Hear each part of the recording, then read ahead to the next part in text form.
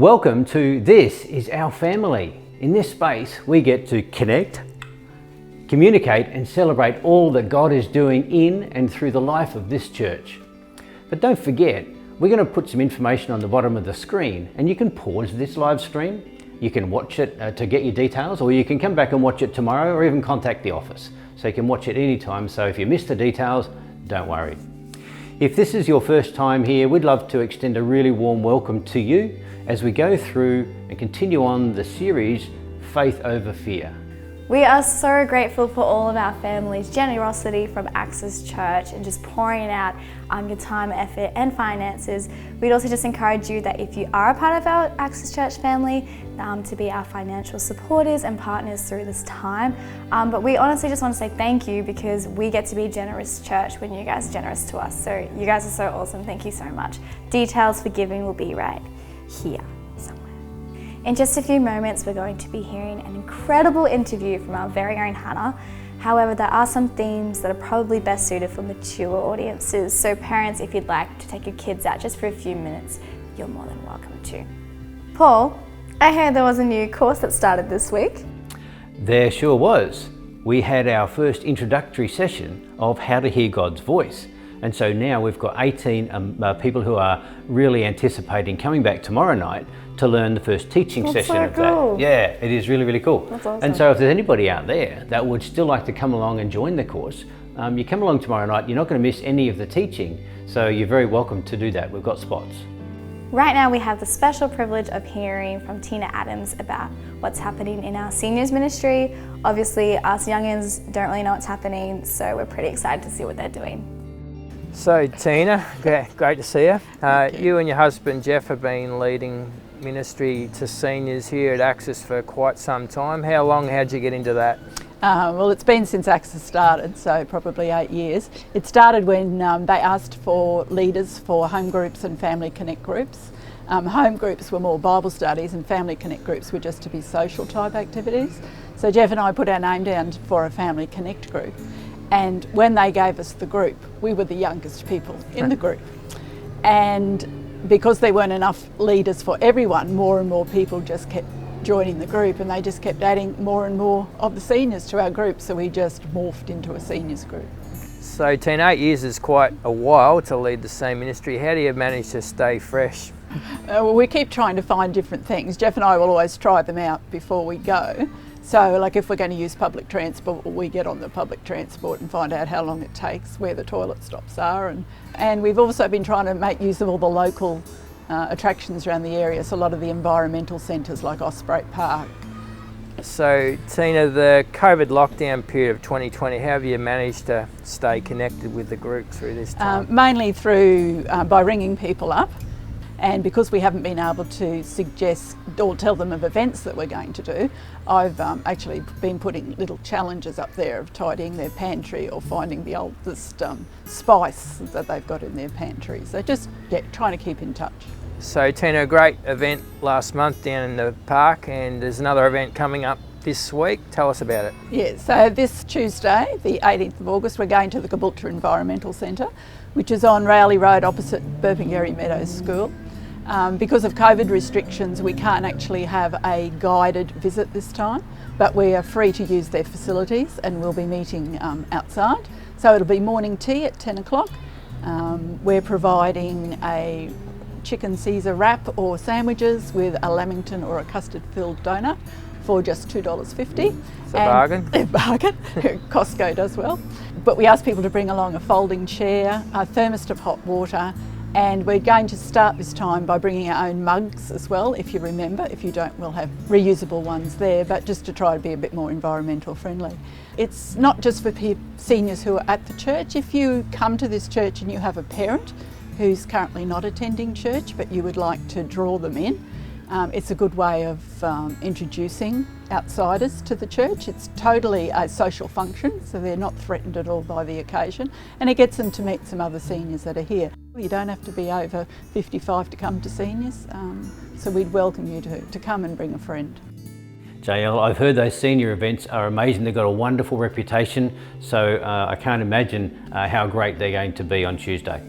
But on the other end of the age scale, I'm hearing some amazing things going on with youth, but I've also heard the word shenanigans used. Do you know anything about that? Maybe, yes. They've actually been doing and building their own go-karts. So they've got a Batmobile, my personal favourite, although Flower Power is coming hot in second. But they had heaps of fun this Friday. Even Joe Thompson got involved. So, you know, it's going to be great. Of course, like every youth event ever, safety is number one priority. Fun is number two. But yeah, it was really, really great. Great job, everyone. And another great thing to mention is the new sermon series that's starting up in a couple of weeks.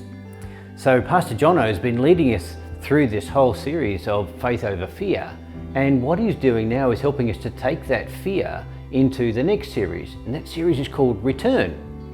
But it's not only the return of us coming to Access in 2 weeks' time. How exciting is that going to be? So good, so exciting. But even more so exciting, it's the return of Jesus and that second coming, and that's what this next series is about. So, talking about safety, we need as many people trained up in COVID safety as we can for the return of when everyone's coming back to worship.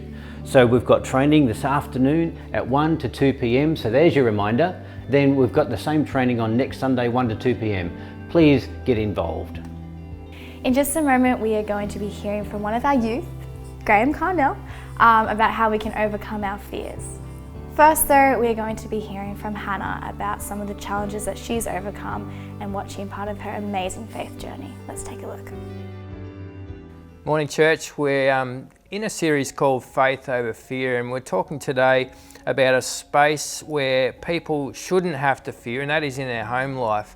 But unfortunately, due to this thing called domestic violence, many people do live with fear, even in the place called home. So domestic violence is when in a relationship one has power over the other. So it's when someone is using shame, guilt, fear, intimidation to control the other. So abuse is sexual or physical, which is very common and something that many people know of, but you've also got verbal abuse, emotional, mental, spiritual, financial, many types of abuse that can come in ways of threats or bullying or controlling what you do and don't do, who you talk to, how much money you have access to, maybe it's using the Bible against you. Out of all of those symptoms, is there one common denominator in all abusive relationships, would you think? So fear of the perpetrator, what their next move is, what mood they're going to be in, what might trigger them. It's like constantly walking on eggshells. So I've been in 2 domestic violent relationships and my self-worth was destroyed. What was the trigger point where you knew, I've just got to get out of this, I can't stay in it any longer? I was very close to being killed. That's what got me out, and the breaking point was him smashing the windscreen in front of me. We were going about 70 k's an hour, and I had that split second, I'm either going to get killed right now or I have to open the door and risk rolling out anyway. Circumstance for the other one was that I suddenly had this baby to raise and I wanted a better life for him, and through a series of events that I thank God for, I had the option to leave and had everything I needed to get out. You're now married to a wonderful man named Rodney. We'll be seeing a photo of that on screen. What did it feel like to enter a new relationship, and in particular, how did you manage to trust somebody again? So Rodney and I were friends first. It hasn't been easy. However, the friendship over many years helped. At this church, we've had people who have supported us and mentored us as single people. And eventually that got us both to the point of being healthy enough for a relationship, being professionally counselled to get myself to a place where I could be in a relationship again. However, I was still living life to the fullest, and I was enough without a husband, without a partner. So what's got me to be able to trust Rodney is definitely the time and the process over our friendship. And he has constantly not just loved me, but also my son, and respected my family and friends, respected my boundaries, constantly shows Christ-like behaviour. Where do women, or for that case men, find the courage to leave what they now can recognise as an abusive relationship? Realising that most of the time in cycles of domestic violence you go through the explosive behaviour or abusive behaviours, and then basically take you through a honeymoon phase again, remorse, I'm really sorry, but then it's just lining you up for the cycle to continue. Knowing that abusive behaviour is not the victim's fault, the perpetrator is choosing to do this. So taking that blame off you and that guilt off you that you've caused this. What hope, Hannah, would you might offer someone as a final word this morning? In Ephesians 3:20, it talks about that God can do immeasurably more than all we ask or imagine. I have held on to that for the last 6 years or so, because no matter what limits or unknowns are ahead, what things that you think you can't do or can't change, God is better than that. God is bigger and stronger than that. And if you just talk to Him and talk to safe people, you are able to live a better life. There's many places and people who are there to support you, and if you allow people to help you, you can live a better life. You have to step out in faith and let faith win over the fear.